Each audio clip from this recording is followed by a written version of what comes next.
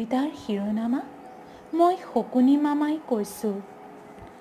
অন্ধ ধৃতৰাষ্ট্ৰ ৰজা আৰু গান্ধাৰী ৰাণী, ইচ্ছাই অন্ধত্ব বৰণ কৰা গান্ধাৰী মোৰ ভনী।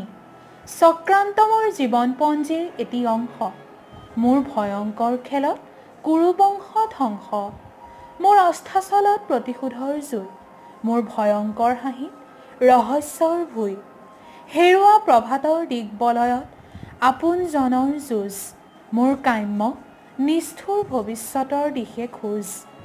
মোৰ লক্ষ্য হিংসাৰ দাবানল আৰু কম্পিত ৰণভূমি, মোৰ অগ্ৰণী জীৱনত আত্মবিশ্বাস অগ্ৰগামী। জলাজুইত ঘিউ ঢালিব পৰা মোৰ ক্ষমতা আছে, কুটিলতাৰ বহ্নিত আগবঢ়াৰ লক্ষ্য পাছে। আকৌ কওঁ গৌৰৱেৰে, মই মহাভাৰতত ভয়ংকৰ চৰিত্ৰ শকুনি মামাই কৈছোঁ। নমস্কাৰ।